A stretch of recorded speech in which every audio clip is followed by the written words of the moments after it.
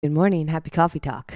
Coffee this morning is in this tiny little cute, I don't know what kind of mug this is. It's some kind of cool, no handle mug situations. You have to hold on to it with your whole hand. And I'm drinking Black Rifle coffee today. So let's dive right into the coffee talk message because I've been doing a lot of calls this week. I told you guys that we were super excited to do scholarships, and we gave away one full scholarship and we're doing 30 partial scholarships. And so I've been on the phone all week with getting people started with their scholarships. And so I've had a lot of conversations with people who are in this, like, kind of, I would call it the stuck place, the place where you're not feeling good. You've been in that cycle for a long time. You're stuck. You try things, it doesn't quite work. Maybe you get a couple steps forward, but then you just end up right back in the same place. And whether that's been going on for a couple months, like 6 months, a year, or maybe even decades, that stuck place is no fun. And I've been talking to a lot of people in that stuck place because that's why they applied for scholarships, so they could make some changes. And one of the things that dawned on me during these conversations is this big gap. And I talked about it on my Instagram story, but I really want to talk about it on Coffee Talk because there is the myth, and I think it does us a really big disservice to continue to believe it. And I also think that a lot of times this myth, quote, is perpetuated by filters and things that make things look automatic and things that are like, oh, this is just how they always are. So anyways, here's the thing. Because it's food, because it's nutrition, right? We sort of have this weird thing that if it doesn't come automatic and if we aren't at a healthy body weight, then there's something wrong with us. Because why can't it just be automatic? If I just eat food, I should be at a healthy body weight, the end, right? And so then when we are overweight or we're struggling with food, we can't figure it out because we're like, it should be easy, right? Like everybody else, it seems easy. So that's the myth. We think that feeding and nourishing our body well should be automatic. But here's the problem. We don't eat food that was really designed to make our bodies healthy and strong and feel good. So the myth is kind of based off of, well, like, I just was born and I ate food. And so why am I struggling with this? It seems like other people don't struggle with this. So why am I struggling with this? Well, here's the thing. Like if you were born back in, who knows, ancient times, and you lived in the woods and you were eating mostly vegetables and things that you guys grew in your garden and some animals that were killed, and you were running around in the sunshine, and you're very physically active. You don't have a job where you're sitting, you're not driving everywhere. You don't have all these stresses. You go to bed one night. Yes, there's, not the modern day conveniences, but you're basically not eating processed sugar junk all day. Then yeah, probably a healthy body weight would be more automatic. You would be active automatically. You would be eating healthy automatically. You would be kind of doing those things automatically. But the problem is that in our world, we don't have those. That's not our circumstances. That's not reality. A lot of us grew up eating nonsense, crap. I was talking about it yesterday that I grew up thinking that like Gushers and Hamburger Helper and Nutty Buddy bars, that was food, and that healthy food was like spray butter and Smart Ones microwave meals and diet shakes. Like that was healthy food, but then normal food was like Burger King, and normal food was Papa John's pizza, and normal food was whatever. I was missing the eating real food as a part of my growing up. So here's the reason I'm telling you this is because when I grew up and I had kids and I had a weight problem after having kids and I didn't know how to eat, there was not something wrong with me. I just had really poor eating habits because I grew up eating stuff that didn't nourish and feed my body very well. And so then I kept those eating habits as an adult. And so then my body was overweight. And so the myth is that it should be automatic. Like, why should I have to work hard to learn to eat well? Why should I have to pay any money to learn how to eat? Well, if you don't know how to eat, then you're going to have to invest some time and energy and money into learning how to eat, because we, again, product of our environment, and it's okay.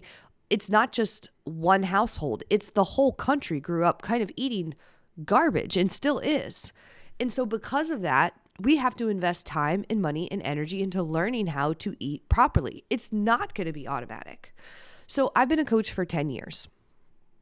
Really, 10 years or 9 years. 9 years I've been a coach.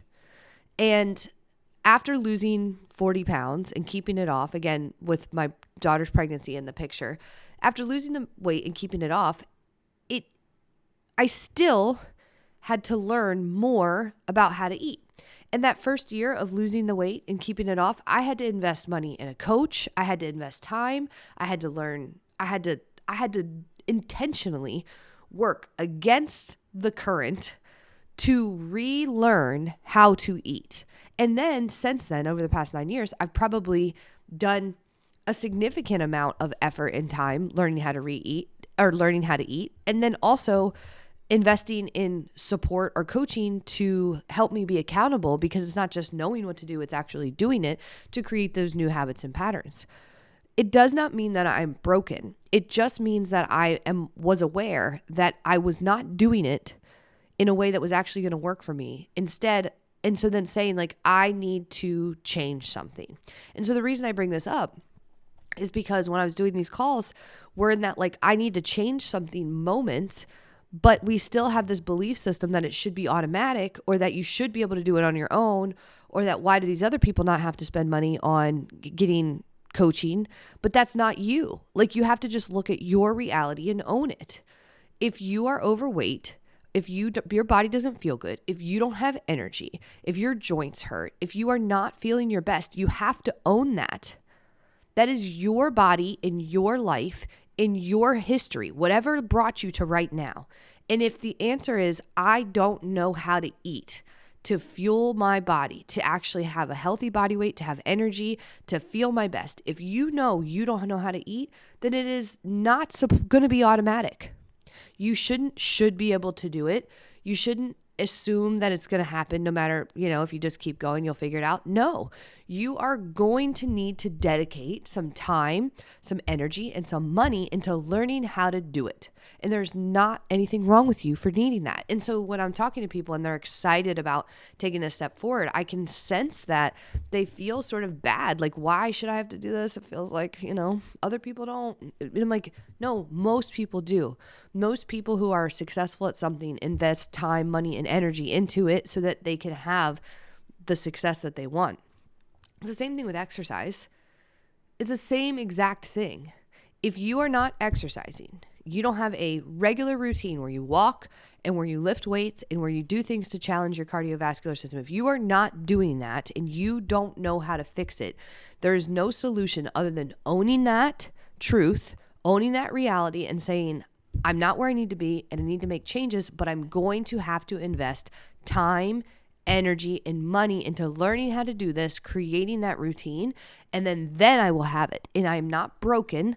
I'm self-aware. I'm aware of the fact that I'm not doing it, and I'm wanting to change it. And that removes a lot of this guilt around this. And if I can just like magic dust that to people, because I hate hearing that. I hate hearing that feeling of like almost like remorse or what's wrong with me? Like, why can't I solve this on my own? Well, guess what? A lot of us can't. A lot of us need to invest time, money, and energy into things we want to be successful at. That's how it works. And again, you just have to be honest about where you're at. Some people were raised with really great financial skill sets. They learned it from the beginning. They automatically started doing it, and they are at a different set point. So say now they're in their 30s or 40s, and from the moment they were born, they were raised with a financial skill set. Well, they're probably doing pretty okay. It might look like it's automatic to them, but it's not automatic. They just learned it along the way. They happen to learn it from their parents or their mentors or whatever, but they learned it. It was not automatic. They ended up there because of what happened before. Okay. So if they didn't learn any financial tools at all, and money is just getting thrown out the window all the time, and they're perpetually in debt, and they're struggling to pay bills, and even though they've got money coming in, it's always going out, and they're just not thriving from a financial standpoint because they did not learn those skill sets, there's only one solution. It is to own the fact that that is where you are, and then invest money, time and energy into doing something about it. And so if they want something different, if they don't want to feel like they're constantly broken in debt and struggle bus around finances, then they need to spend some time and learn how to do it differently. And they are not broken. They are self-aware. They're saying, I do not want this current situation, and I'm going to change it because here's how I got here. And you can be judgmental to yourself or to your family or to others, but it doesn't serve you. It doesn't do any good. The only thing that helps you is to be honest about where you are right now and where you want to be and what you need to do to change it. And everybody who is just hoping that it's going to be automatic or that one day they will have time to dedicate to this thing, it's a lie. If it's a priority to you, and again, everything in your life can't be a priority, otherwise that's not a priority. So if changing your body and how you feel in your skin is a priority to you, and you do an honest assessment of where you are right now, and you know you do not eat well, you do not move, you do not exercise, you do not take care of your body, and that is why it hurts. That's why you don't have energy. That's why you're carrying extra body weight. That's why you're having health issues. You know that those are the reasons. You're not doing the things, and these are the consequences of that. And you're like, this has to be a priority. Then go ahead and remove the guilt, accept how you got to where you are. And again, maybe it's a product of your upbringing. Maybe it's a product of doing lots of diets through the years and learning sort of like bad habits around it. Again, doesn't matter. You are where you are. So then let's change it. And it's okay to say, I am willing to invest time, money, and energy into this so I can change this, so I can do something different and I can see different results. And that is very freeing because you don't have to feel bad about it. In fact, you should feel excited about it because you're one of the few people in the universe that is not just complaining and instead doing something about it. Because a lot of people just get stuck in complaining land. All they want to do is complain about their current situation and not do anything about it. So you're not that person. You want to do something about it, so start making moves. If I could give somebody a gift, it would be this. Stop making excuses, start making moves, own where you are, let go of the guilt and the baggage around it, and just start changing the things that you are no longer willing to accept. And if it's not a priority, then you're probably not going to make any changes, and that's okay. I've given this example before. There are things in my yard that I would really like to change. There's, things that need to be moved, rocks that need to be moved, things that need to be, cleaned up, changed, whatever. I'm aware of it. I can see it out there. I look out my window. I see it. But guess what? It's not a priority right now. So I'm not doing anything about it, and I don't need to feel the feels about it. One day it might be a priority, and I will actually take action to do something about it. But I'm not complaining about my rocks. I'm not complaining about the dirt. I'm not letting it impact my day. But if you are complaining about your weight, you're complaining about how your body feels, it impacts your day every day, and you're still not choosing to let it be a priority, then you are wasting your days. You are letting this thing haunt you rather than doing something about it and making it a priority and changing something. And the reason I say you're wasting your days is because if you're living a double existence where you are going through the motions, but you are also keenly aware of everything that you eat, everything that you don't eat, exactly how your body feels, the way that it feels when it overlaps on your jeans, you're hiding in pictures, you have no energy, you're fueling with sugar, your energy is short for people, so you're moodier and you're snappier. If that is the double existence that you are leading, then you must make these changes a priority. And there's nothing wrong with you for doing that. And so this coffee talk is a little bit of tough love, but I just want to remove those feelings of guilt. I want you to let go of that baggage and be okay with actually doing something about things that you are unwilling to accept any longer. And so hopefully it helps you to know I spend over $500 a month on my health and wellness and fitness. I am a coach. I have 9 years. I have over probably 20,000 hours of coaching experience, and I still invest that money in that because feeling good in my body and taking care of myself is a priority, and I know that I won't do it on my own, and I need support in order to be successful doing it, and so I'm going to invest time and money and energy into it, and that is how I create the result that I want. It's not an accident. This is not automatic. I didn't just end up this way. It was intentional. And I want you to be intentional about where you direct your energy and your time and your money. It needs to be around your priorities. And if you are stretched super duper thin because everybody else is demanding your energy, your time, and your money, and it is actually not a priority, then that is a part of this shift also. So hopefully this was a helpful coffee talk message. Again, I know I got a little bit fired up, but I felt all the feels for everybody as I was talking to them this week. I knew that they were feeling guilt around it, and I just wanted to magic that away and say, I'm proud of you for doing something. And you're not alone. I do it. Other people do it that I know are successful. And like now you're in the club of people who are actually taking action and do something about things. And so let go of that feeling of this should have been automatic, or I should know this, or I should be able to follow through. Just let all that go. It's not serving you. So thanks as always for plugging into Coffee Talk. If you haven't done so, subscribe to Fit Me Coffee Talk on your favorite podcast platform. And if you're not a part of our Facebook group yet, go to Facebook, search Fit Me Community, request to join the group. I will add you in there. We've got free games happening in there every single month to help you improve your nutrition, help you move more and exercise, and to help you create that healthy lifestyle you want. And we've got a fun one coming up in February. We are going to be doing, actually, I'm not telling you.